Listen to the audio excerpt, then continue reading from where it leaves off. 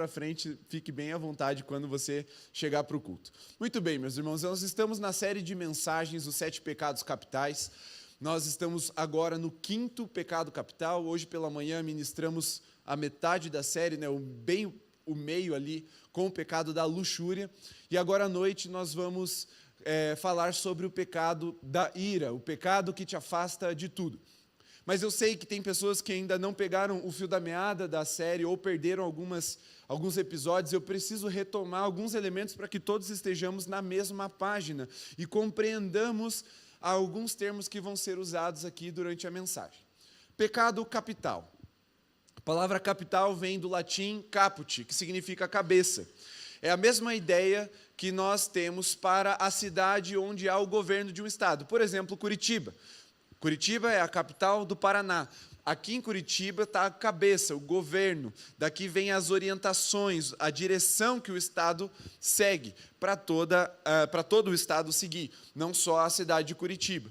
E a ideia desse capital é de que esses pecados eles dão origem aos demais pecados. E nessa lista de 7 nós temos um pecado supremo que nós chamamos de mega capital.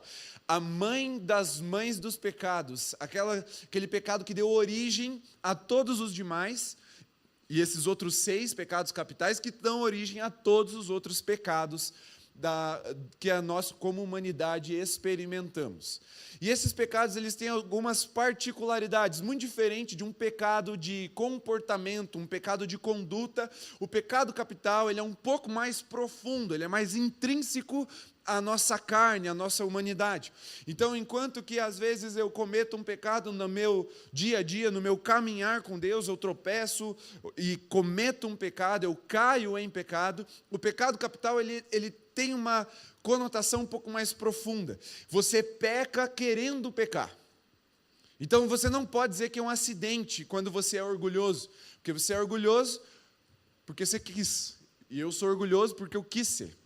E esse é o pecado mega capital, é o que deu origem a todos os pecados em Satanás e também Adão e Eva, porque como vimos na primeira mensagem, Satanás quis ser igual a Deus, e ele ofereceu, tentando a mulher e Adão depois, com essa mesma oferta: se você comer do fruto, você vai conhecer o bem e o mal, e vocês vão ser iguais a Deus. Um orgulho, o desejo de ser mais do que você realmente é, parar de olhar para Deus e começar a olhar demais para si e almejar lugares que não são nossos. Esse é o pecado do orgulho. E ele dá origem a todos os demais pecados. Ele não só é o pecado original, mas ele origina também outros pecados. E aí, seguimos na sequência de ordem aleatória, não tem uma razão da sequência desses pecados, mas vimos a avareza, o pecado da idolatria ao dinheiro, o amor ao dinheiro. Passamos também pelo pecado da inveja, a tristeza pelo bem que o outro obtém. Então, não é sobre a cobiça, que é um filhote da inveja, mas é aquele sentimento, está dentro de nós. Não é um pecado que se comete no comportamento, em primeira instância, ele nasce no nosso coração. O outro obteve algum bem, seja ele material, emocional, espiritual, e eu, ao invés de celebrar esse bem, eu me entristeço, inveja. Hoje pela manhã vimos a luxúria, que é o apetite desregulado pelo sexo, é a idolatria do sexo, muito parecido com a avareza, mas com ídolos diferentes, enquanto que um mira o dinheiro, mamon, o outro mira o sexo. E aí trabalhamos a ideia de luxúria, que na sua origem tem a ver com exagero, mas que na definição de São Tomás de Aquino é esse apetite desregulado pelo sexo. Lembrando, e é importante fazer essa ressalva, que o sexo não é ruim em si, ele é santo, bom e criado por Deus para ser vivido dentro da aliança do casamento, como uma bênção para a humanidade, uma alegria a ser desfrutada, porque quando 2 se tornam uma só carne, o homem e a mulher estão experimentando algo sublime da imagem e semelhança de Deus, porque Deus é 3, sendo 1, e quando 2 se tornam 1, nós estamos experimentando algo semelhante ao que a Trindade experimenta na eternidade e na sua essência. E agora nós vamos para o 5º pecado capital, ou seja, estamos a 2 mensagens de encerrar essa série. E os próximos pecados serão o da gula e o da preguiça. E eu deixei o melhor para o final, acredite. Quem aqui já esteve presente em uma das mensagens dessa série? Levanta a mão só para ter uma ideia. Tá, então você sabe, meu irmão, que eu dou o título da mensagem e a gente já coça a cabeça e fala, meu Deus já falou comigo. Quarta-feira, estava na célula, e aí, ministrando sobre o pecado da inveja, que a gente fez o estudo em cima da mensagem. E aí falei para a minha célula, falei, pessoal, esse domingo, de manhã e de noite, vai ter da série dos 7 pecados capitais. Pastor, qual que é? Eu falei, vai ser ira de manhã e luxúria à noite. Aí os maridos, não, pastor, por favor, não vou poder ir de manhã, preciso levar minha esposa para ouvir a ira, prega de noite a ira. Porque Deus já está falando comigo, meu Deus vai bater em mim, Deus vai falar comigo. E a gente já fica assim assustado. Por quê? Por que tem essa impressão tão imediata? Eu nem expliquei, nem li o texto ainda. E só o título a gente já começa a falar assim, meu Deus do céu, essa mensagem é para mim, Deus me achou. Deus vai falar comigo. Por quê? Os 7 pecados capitais, eles foram pautados num primeiro momento como 8, e eu não lembro agora qual foi o 8º, mas eu acho que ele tem a ver com o orgulho, e aí ele resumiu, entrou junto com o orgulho. Mas eram 8 pecados, virou 7, e ele foi pautado por um homem de Deus, no século IV, em que ele havia adotado para si uma vida monástica, ou seja, ele tentou ser um monge, ele quis ser um monge, se propôs a ser um monge. E você sabe, apesar de não ser a nossa realidade, a gente tem muito pouco contato com essa cultura, que é cristã também, nós não temos essa proximidade mesmo com a cultura monástica, mas o que consiste isso? São pessoas que se isolam, de alguma forma, do mundo que nós estamos inseridos, para tentar, nesse isolamento, se aproximar de Deus. E esse homem deixou as tentações do mundo vil e comum, as vulgaridades da vida comum, e ele foi para esse lugar onde provavelmente tinha um tipo de convento, pessoas que tinham um único objetivo de se aproximar mais de Deus, e eu não estou dizendo que eu concordo com essa forma, porque não foi para o isolamento que Cristo nos libertou, foi para este mundo, e Ele nos enviou para esse mundo como cordeiros mesmo, no meio de lobos. É normal a vida ser assim do crente, mas, enfim, não vou entrar no mérito da cultura monástica, mas ele estava lá buscando o Senhor, desprendido dos prazeres do mundo, e ainda assim ele encontrava obstáculos que não estavam ao seu redor, não eram circunstanciais, mas estavam dentro dele, que o impediam de se aproximar de Deus. E aí ele, baseado nos 10 mandamentos, o decálogo mosaico, ele chega a essa lista de 8, mais para frente um papa vem e resume, faz 7, e ficou conhecido então como a lista dos 7 pecados capitais. E aí, hoje pela manhã, o Senhor nos conduziu a um momento em que nós cantamos aquela canção, leva-me além, a um nível mais profundo de intimidade contigo, Senhor. Na ideia de que essa tem que ser a nossa oração. Só faz sentido a gente caminhar, progredir nessa temática que nos constrange, e nos constrange a todos nós que estamos aqui. Se o nosso objetivo for, de fato, alcançar lugares de maior profundidade na intimidade com Jesus. Porque esses pecados, certamente, são obstáculos que muitas vezes ferem, nos impedem, são barreiras para nós chegarmos a esse lugar com Jesus. E aí a minha pergunta, nós não vamos cantar de novo, mas a minha pergunta para você é, você quer um nível mais profundo de intimidade com Jesus? Isso é um objetivo para você? Isso é algo que o seu coração deseja? Se sim, feche seus olhos para a gente orar. Senhor Jesus, nós estamos diante do Senhor, e um dos grandes sentidos da nossa vida é te conhecer e prosseguir em te conhecer. E nós queremos te conhecer num lugar de intimidade. Mais do que saber quem o Senhor é, nós queremos ser seus amigos, conhecer o teu coração, saber a tua vontade e vivermos de acordo com ela para o louvor da tua glória. Então, nós pedimos, fala conosco mais uma vez, ministra aos nossos corações, purifica-nos do nosso pecado. E nós, nessa noite, clamamos, alimenta o nosso espírito, para que nessa militância contra a carne, ele se sobressaia e tenha a possibilidade de frutificar nas nossas vidas. É o nosso clamor em nome de Jesus. Amém. Salmo 37, verso 1 até o 11, a minha versão é NAA, nós vamos ler esses 11 versículos, versos do Salmo 37. Você pode acompanhar pela sua Bíblia ou pela projeção.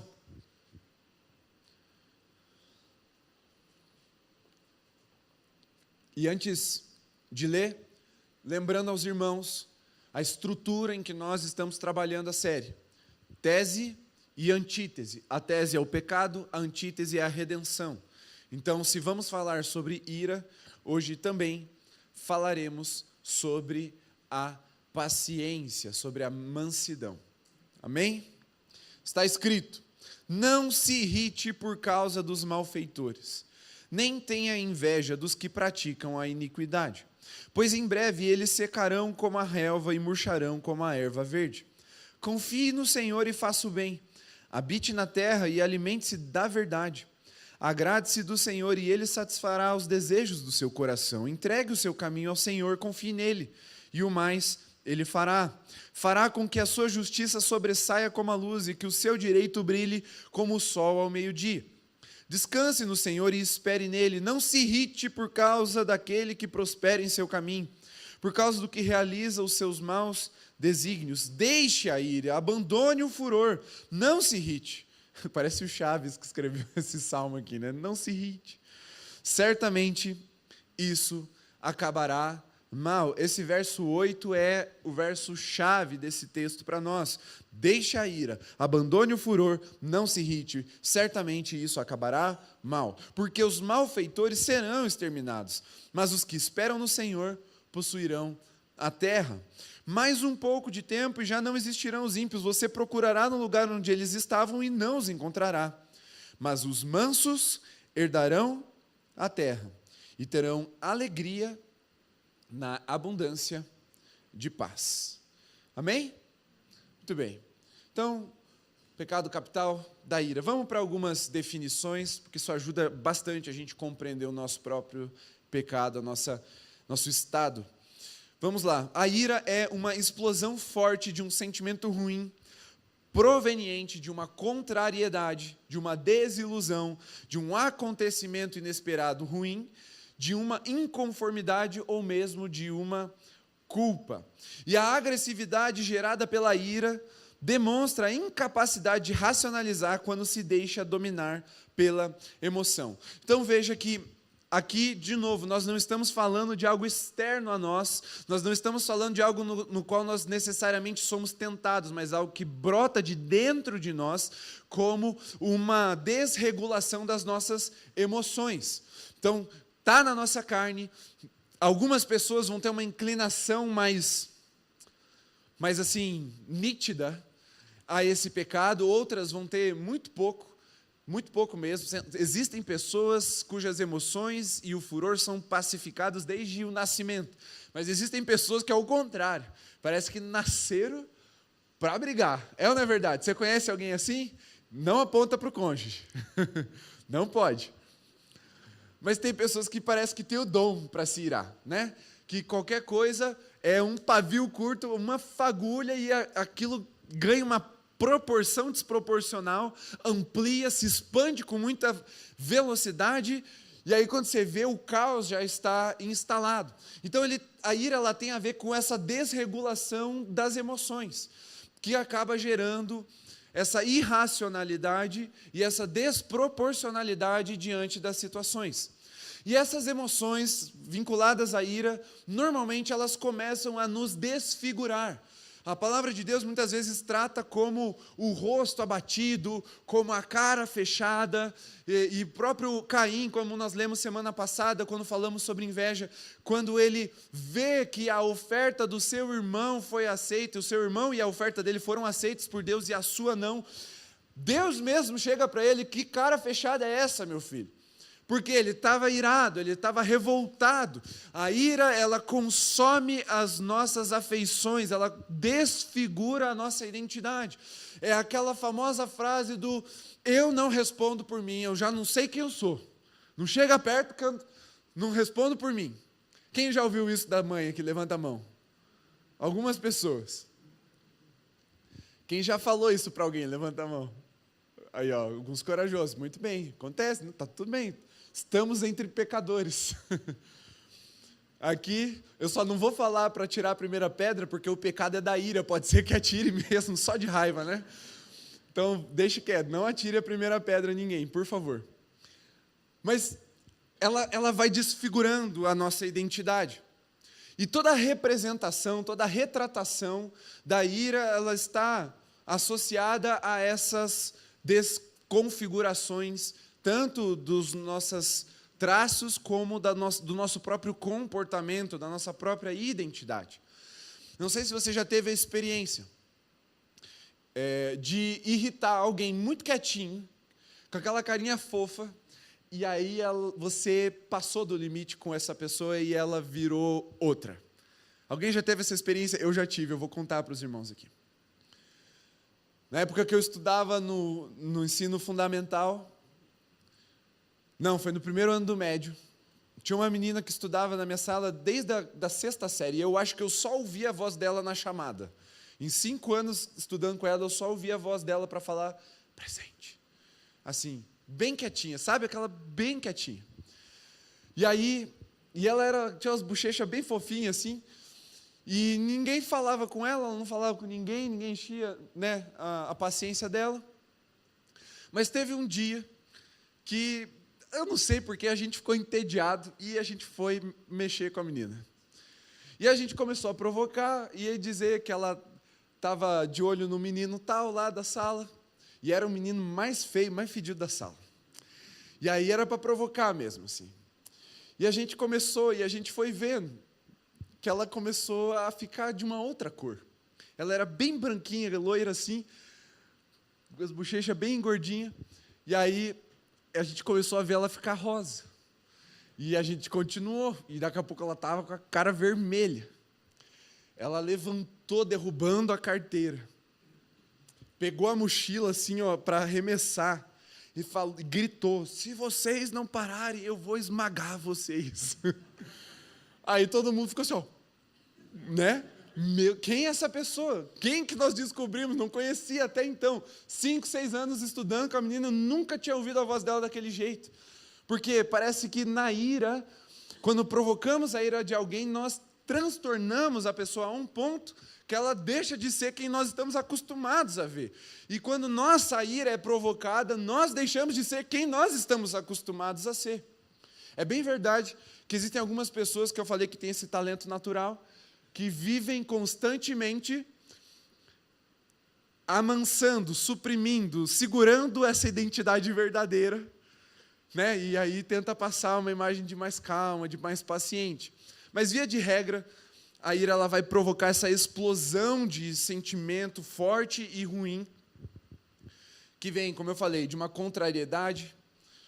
Que mãe que nunca se irritou depois do filho ficar contrariando, não é verdade? Que pai que nunca perdeu as paciências e ergueu a voz e não deu uma bronca desproporcional. Vem de uma desilusão, aquele não acredito que isso aconteceu comigo de novo. Vem de um acontecimento inesperado e ruim, uma surpresa, ou de uma inconformidade, que é aquela famosa justiça própria, que o próprio salmista começa ali, ó, não se irrite, no verso 1, não se irrite por causa dos malfeitores. Quantas vezes a gente não se irrita por causa dos malfeitores? Uma notícia de que o político roubou de novo, e ele já tinha sido, né, pego, mas ele continuou lá e continuou roubando, e a gente vai se irritando com os malfeitores, se dando bem. E pode ser também de uma culpa. A gente se ira também por causa da nossa culpa. Mas a ira pecaminosa, ela tende a desembocar em ações desproporcionais. A fúria e a dor afetam a nossa capacidade de analisar a realidade, tornando o indivíduo o centro da situação e no direito de vingar-se à revelia. É aquela coisa do tipo assim, eu vou esganar essa pessoa. E a palavra de Deus, ela é cheia de contrapesos para essa natureza. Existe um versículo, uma lei de Moisés, que é muito mal interpretada por causa do contexto em que ela é trazida no Sermão do Monte por Jesus. A culpa não é de Jesus, é nossa que não sabemos interpretar, não entenda mal o que eu estou falando. Mas Jesus fala, ouvistes o que foi dito. O que a gente ouviu que foi dito? Olho por olho, dente por dente. E aí Jesus eleva o nível da graça, mas eu não vou entrar agora na graça. Vamos primeiro para a lei. Já no contexto da saída do povo do Egito para o deserto, em direção à terra prometida, Deus vai trazendo uma série de leis civis, cerimoniais, sanitárias, morais para o povo, e uma delas é essa lei, que também é, de uma forma muito parecida, encontrada em um outro documento de leis muito antigo, chamado Código de Hammurabi. Alguém já ouviu isso na aula de história, Código de Hammurabi? Que fala mais ou menos sobre isso. E essa lei, ela não é uma lei de vingança. Ela é uma lei de proporcionalidade. Porque se alguém pisar no teu pé, é seu direito ir lá e pisar no pé dele de volta. Mas não mais do que isso. Mas quem aqui tem irmão, levanta a mão. Cresceu com irmão ou irmã? Então você vai ter mais facilidade de entender o que eu estou falando. Seu irmão vai lá e pisa no teu pé. Aí você vai indignado, irado, porque doeu, foi uma dor, doeu. Ô mãe! Né, o curitibano, manhê! Pisou no meu pé. Só que um pai e uma mãe ouvindo isso, é tipo, né? Você deve passar muito por isso, né? A Betina e a Elisa ali. A Elisa pisou no meu pé. Pisou no teu pé, paciência, né mesmo? Aí você volta, cheio de ira, e ao invés de pisar no pé do jeito que pisou no seu, você vai com o calcanhar e dá no dedo ali. Ai, meu pé! Mas você também pisou no meu pé. Mas o seu foi mais forte. E aí aquilo escala. Sai de uma pisada no pé, se torna uma agressão no pé. Cartão vermelho. E aí, devolve um tapa na cara. Ai, minha cara. Mas você pisou no meu pé, mas você pisou primeiro. E aí vem e o tapa vira soco. Tapa de mão fechada. Um soco na cara do irmão. Quando vê, tá os dois se engalfiando, tirando sangue um do outro. É da nossa natureza escalar as coisas. Então, a lei de Deus, ela vem como um contrapeso a essa natureza, trazendo essa proporcionalidade. Não é uma lei de vingança. As leis de vingança existem, mas não é a lei de vingança que é uma lei de proporcionalidade. Então, se alguém arranca teu olho, você não vai arrancar a cabeça dele. Se alguém matou um gado, você não vai matar o filho. Existe uma proporcionalidade, uma lei de compensação. Por quê? Porque a nossa ira, ela é desproporcional. As nossas emoções, elas não são calibradas, elas não são sequer justas.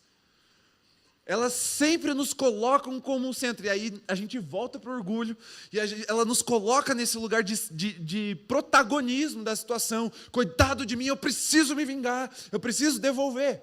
E aquela ira, ela é como um fogo sendo alimentado pelas mentiras e pelas crenças que nós temos.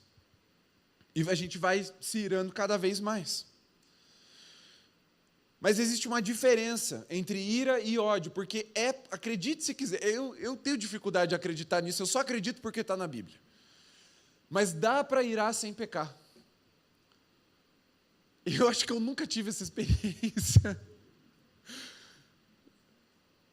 Mas a gente sabe que dá para irar sem pecar por um motivo, pelo menos eu tenho um motivo para acreditar que isso é possível, porque Deus ira e não peca. Porque eu nunca tive essa experiência, mas há uma diferença entre ira e ódio. Ira é um pecado da irracionalidade. Coloca-se como uma reação carregada de emoções. Portanto, é possível irar-se sem pecar. Dá para você controlar suas desregulações, suas emoções, amansar esse furor antes de você cometer um pecado. Mas deixa eu te dizer uma coisa importante. Tem que ser rápido. Porque se você deixar, a ira vai te levar a maquinações diabólicas. Você sabe do que eu estou falando. Se você deixar a ira ganhar espaço, é o que Santo Agostinho dizia. Você não pode impedir um passarinho de pousar na sua cabeça, mas você pode impedi-lo de formar um ninho. Você está falando dos pensamentos.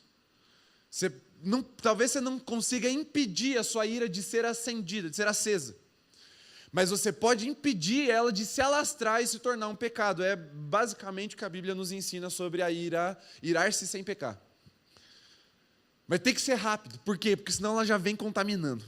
E aí vai tomando conta dos nossos pensamentos, a gente começa a maquinar. Se a gente está diante da pessoa, a gente fala e fala um monte de coisa que contamina, fere, machuca, mata e afasta a gente. Porque a ira ela é como um fogo consumidor, ela vai tomando conta. E vai se alastrando com muita facilidade. É como se a nossa carne fosse palha seca e a ira fosse a ignição, o fósforo, a chama que é lançada sobre ela. E o ódio, ele já é um filho da ira, mas ele já é mais maldoso mesmo. Ele já é mais da racionalidade. O ódio, ele pode ser administrado com destreza e racionalidade para se cometer o mal contra o outro. Então há uma diferença. Ódio é pecado em todas as instâncias. A ira, por um momento, pode não ser pecado. E aí é onde a gente precisa aprender a agir. Quando ela nasce, quando ela acende, é a hora de nos submetermos e nos humilharmos debaixo da potente mão do Senhor, para que Ele nos levante ao lugar de equilíbrio e mansidão novamente. Mas vamos lá. Primeiro ponto, a ira é um pecado de afastamento. 3 afastamentos provocados pela ira. Primeiro, o afastamento de si mesmo. Repito, é estar fora de si, é aquela coisa do eu não me reconheci.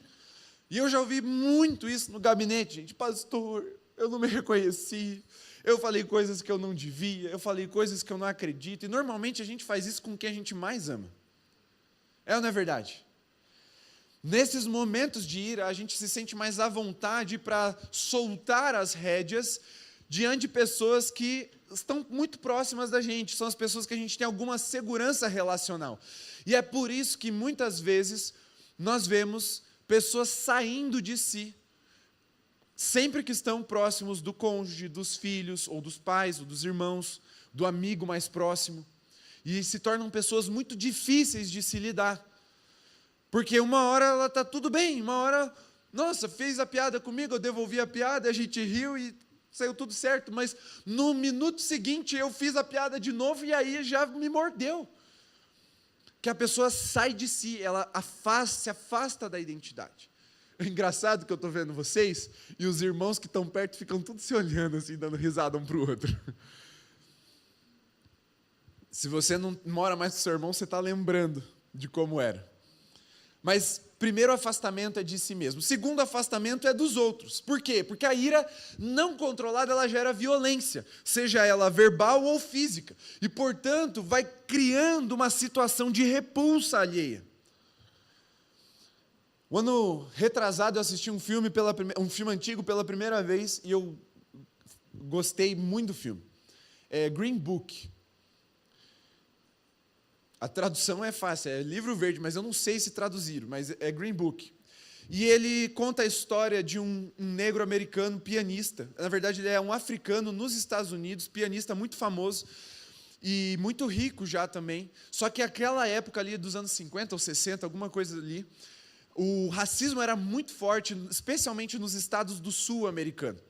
Então existia um tipo de, como se fosse um apartheid não legal, né? Não vou nem dizer ilegal, mas não legal, não institucionalizado. Então existiam mesas separadas, distantes, para os negros sentarem nos restaurantes e tudo. E esse homem, um lord, um cara muito famoso, conhecido pelos governadores de estado ali dos Estados Unidos, ele tem um tour para fazer nesses estados do sul. E todo mundo fala, cara, você é maluco, você vai sofrer um monte. E ele fala, não, mas eu vou fazer a minha missão, vou levar a música lá e vou tocar. Um exímio pianista. E aí ele contrata como motorista para ele um italiano daqueles bem estereotipado, sabe? Bem estereotipado. Que é aquele tipo de ator que só pode fazer personagem da máfia italiana, assim. E ele fala, você tem algum problema de trabalhar para um negro dele? Não, pagando bem, tá tudo certo. Beleza, então você mesmo. E eles vão criando uma amizade. Mas esse cara, esse motorista, ele presencia várias vezes situações de malfeitores cometendo racismo, injúria e às vezes até abuso mesmo, de violência contra o chefe dele. E depois de alguns episódios presenciando o que o salmista começa dizendo, né, não se irrite por causa dos malfeitores, ou seja, presenciando os malfeitores agindo contra o chefe dele, chega uma hora que ele explode, ele ataca, ele agride policiais. E aí os dois são presos. Por quê? Porque quando a ira ela não é domada, quando ela não é amansada, ela vai gerando um comportamento violento. E aí vai trazendo uma série de consequências. E vai nos isolando dos outros. É o tipo de pessoa que é inconsequente, é difícil de se manter perto, é difícil de manter um relacionamento, porque você fica pisando em ovos, porque a qualquer momento você pode levar uma invertida de graça, seja verbal e às vezes até física. Então, primeiro gera o afastamento de si mesmo, segundo gera um afastamento dos outros. Mas terceiro, a ira também leva a um afastamento de Deus. Porque não se engane, meus irmãos, toda vez que a gente peca primeiro contra Deus. E ninguém é crente sozinho. Sabe aquela frase, não, é eu e Deus e eu e meu Jesus. Não existe isso na fé cristã. A nossa fé é uma fé comunitária, uma fé relacional, uma fé que envolve corpo, que envolve sermos parte do mesmo edifício, irmãos da mesma família, filhos do mesmo pai, membros do mesmo corpo. Nós estamos numa fé relacional, você goste disso ou não, precisando que isso seja redimido no seu coração ou não. A nossa fé não pode ser exercida de forma isolada.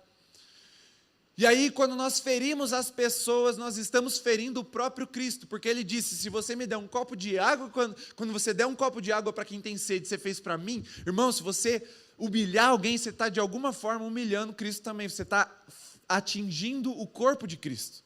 Então você está pecando contra Deus na ira, e isso vai gerando um afastamento do Senhor também. Porque a nossa fé deixa de ser trabalhada, edificada no isolamento, quando a gente se afasta de si mesmo, dos outros, e aí acaba afastado de Deus. Então a ira é o pecado que te afasta de tudo. Te afasta da sua família, te afasta dos seus amigos, te afasta do seu cônjuge. Existem pessoas que, por temor do Senhor, não vão embora de casa, mas que vivem um verdadeiro isolamento dentro de casa, porque o cônjuge é uma pessoa, e aqui eu vou usar uma palavra bem feia, mas é esse o termo correto, iracunda. É uma pessoa tomada pela ira, que vive na ira. Ninguém quer por perto. Eu tinha uma vizinha que, meu Deus do céu, a minha bola caía lá no quintal dela, ela devolvia só depois de queimar um pouco a bola, minha bola novinha, ela pôs no fogo. Só que ninguém gostava dela no bairro. Aí a gente torcia, sempre que a bola ia para o vizinho, eu torcia, tomara que tenha sido no outro vizinho, o vizinho do lado daquela senhorinha brava. Ele era surdo, mas um amor de pessoa, e todo mundo gostava dele. Quando ele ia capinar, as crianças iam tudo querer ajudar ele lá. Mas aquela velhinha, meu Deus do céu, como a gente tinha, sabe, pavor dela. E você via que ela não era visitada pelos filhos, pelo menos a gente não percebia nenhum movimento na casa dela, era só ela e o mato do quintal. Porque a ira ela vai fazendo isso com a gente, vai afastando as pessoas de nós.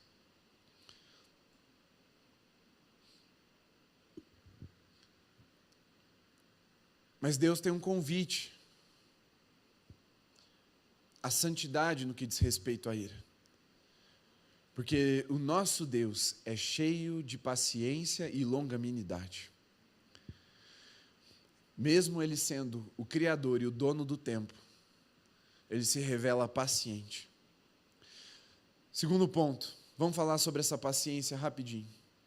A paciência não é ser apático ou indiferente às situações. Uma pessoa apática não necessariamente é paciente. Às vezes ela só é indiferente.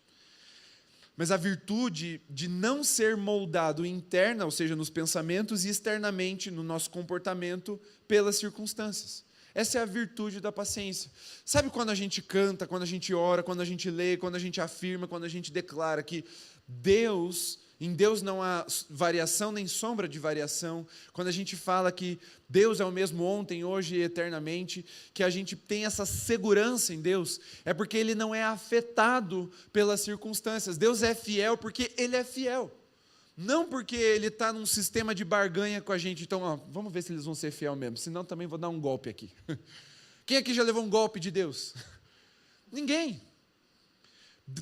A paciência é essa virtude de não ser moldado pelas circunstâncias, seja nos seus pensamentos, porque queima mesmo, vem como um furor, seja no seu comportamento.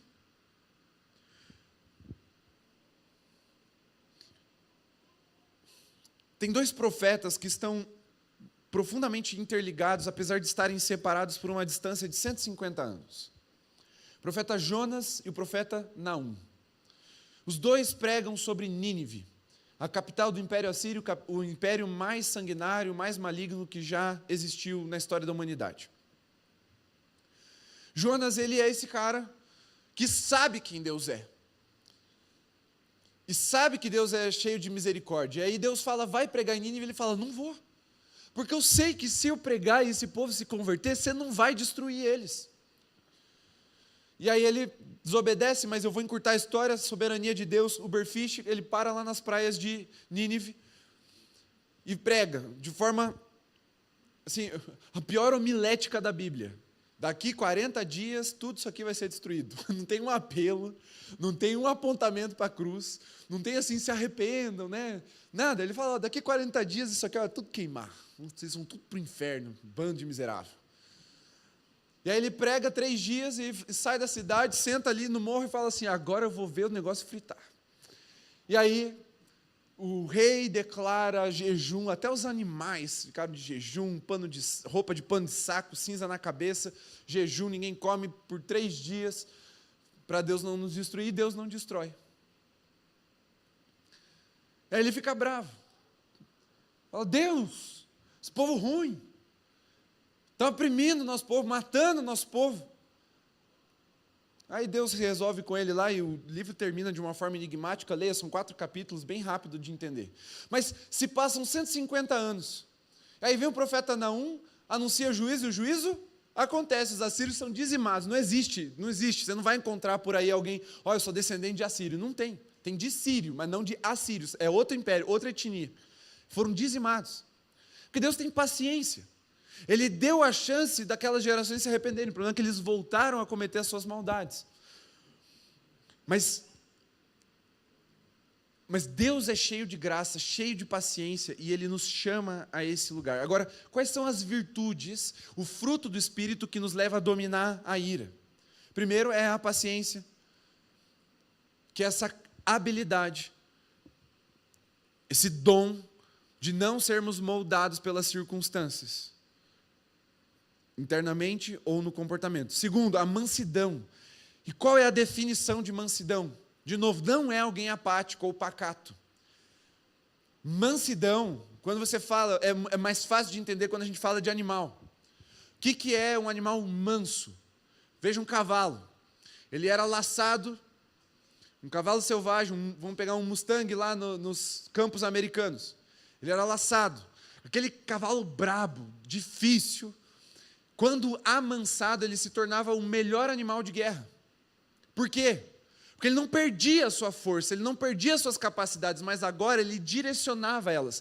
Mansidão é você usar a sua força para um objetivo, para uma finalidade pré-determinada. Isso é mansidão, é a capacidade de você conter todo esse furor e direcionar para um bem.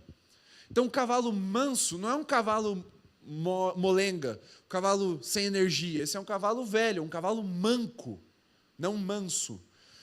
O manso é aquele que, com a sua força, ele cumpre o propósito, ele direciona. Então, mansidão, como o próprio fruto do Espírito nos aponta. E aí vem o domínio próprio, que é a capacidade de você se segurar mesmo, de irar sem pecar. Então, queimou. E aí o domínio próprio é, ao invés de eu ir agora falar com a pessoa e falar um monte de verdades na cara dela, porque ela merece, eu primeiro levo diante do Senhor. Eu desabafo com alguém imparcial. Não é fofoca, é desabafo, é diferente. Isso é domínio próprio. Eu dominei. São virtudes, Gálatas 5:22, que nos ajudam a vencer a ira enquanto pecado. Mas, terceiro e último ponto. Como nós lemos aqui no Salmo, a ira se torna paciência quando ela é modulada pela razão. Ele diz, deixe a ira, pois isso pode acabar mal. É um chamado à razão. Nem tudo a gente encara só espiritualmente. Existem circunstâncias, existem pecados que são enfrentados também racionalmente. E a ira é um deles. E aí vamos ser honestos. O que de bom veio da ira? Qual foi o fruto bom, o fruto doce que a gente colheu de algo semeado na ira? Porque a Bíblia está falando assim, cara, vai acabar mal. Volta à razão. Modula essa ira pela paciência. Ou melhor, pela razão, para que se torne paciência. Não ceda lugar à tolice. E quando nossos pensamentos estão queimados pela ira, é quase o efeito do álcool. Você sabe, quando a pessoa bebe muito álcool, começa a queimar neurônio. Não sei se literalmente, alguns estudos apontam que sim. Mas quando a gente está irado, a gente perde um pouco essa capacidade de calcular as consequências. Eclesiastes 7:9 nos alerta, não ceda lugar à tolice. E Efésios 4, 26 e 27, nos mostra que ceder lugar à ira é ceder lugar ao diabo. Romanos 12, de 17 a 21, nos ensina que dominar a ira é uma virtude que testemunha a presença do Espírito Santo em nossa vida. É um chamado a um testemunho. Não é só não irar-se, mas se irar, dominar, isso é um testemunho, isso glorifica a Deus, porque é uma evidência do Espírito nas nossas vidas. Sabe aquela pessoa que você viu que ficou nervoso, ela foi para o cantinho e respira. Não quero matar ninguém hoje, não vou perder meu réu primário. Sabe aquela pessoa? Isso é um testemunho. Ela está dizendo que o Espírito domina a vida dela, que ao invés de ceder lugar a esses impulsos da carne, ela está clamando ao Espírito por intervenção.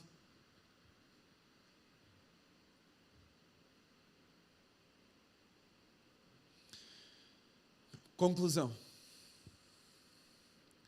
Existem 3 disciplinas práticas que nos ajudam a vencer a ira. Primeiro, meditação. E eu não estou falando, meus irmãos, eu sei que quando fala meditação, via de regra, o que vem à nossa mente é a meditação oriental. Não precisa cruzar as pernas, fazer um sinal com a mão, fechar o olho, esvaziar a mente, ficar fazendo não é isso. A meditação cristã é o oposto disso. Calma, vou explicar.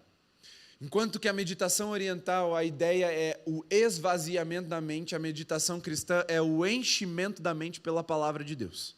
Então você se enche da palavra de Deus, isso é meditar. Ou seja, é entrar em contato consigo mesmo. Percebe que é o oposto do efeito da ira? A ira te afasta primeiro de si mesmo. Então você volta para si. Quando você vai para a palavra de Deus e se enche da palavra de Deus, e você medita nessa palavra, nessa lei dia e noite, você entra em contato consigo mesmo novamente. Segunda disciplina, comunhão. Enquanto que o segundo efeito de afastamento da ira é o isolamento ou o afastamento do outro, a comunhão é o oposto. É você estar com as pessoas. Isso ajuda a redimir a ira, porque você está em contato com o outro. E a terceira disciplina espiritual é o oposto do terceiro afastamento, é a vida de oração. Porque se nos afasta de nós mesmos, do outro e de Deus, a meditação nos leva a entrar em contato consigo mesmo, a comunhão com o outro e a oração a entrar em contato com Deus. São as três disciplinas espirituais que nos levam à redenção do pecado da ira. Então, irmão, eu não quero ser de forma alguma legalista. Deus me livre de ser legalista. Mas tem coisas que não tem jeito, a gente vai ter que fazer. Se você está sendo uma pessoa iracunda, muito brava, muito irada, está se isolando, está se afastando, está ferindo as pessoas ao seu redor, você precisa dessas três coisas e não tem outro jeito. É meditação, é comunhão e é vida de oração. Ai, pastor, mas eu amo Jesus, eu sou de Deus. Tá bom, mas você está faltando alguma dessas coisas. Porque uma pessoa que vive na prática da meditação, da comunhão e da oração, vai vencer a ira. Porque a ira é o pecado que te afasta de tudo. E essas coisas vão te colocar de novo em contato consigo mesmo, com o outro e um contato com Deus. Amém?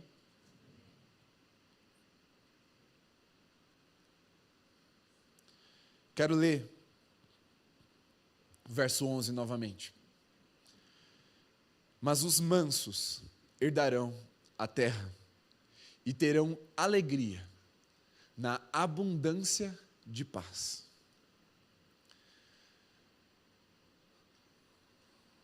Eu sei que é difícil às vezes. Às vezes é difícil até demais. Mas há uma promessa para os mansos.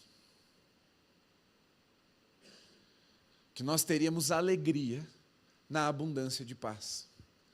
Você já percebeu que existem algumas pessoas, e talvez seja você, que tem prazer no caos, na briga? Mas a promessa de Deus é para o oposto disso. É para a gente ter alegria na abundância de paz. Paz em excesso, sabe? É paz até demais, a gente vai se alegrar com isso. Se a mansidão, se a virtude que vem como antítese da ira estiver presente nos nossos corações e na nossa vida. E aí a pergunta é, você quer ter alegria na abundância de paz? Você pode se colocar em pé para nós orarmos?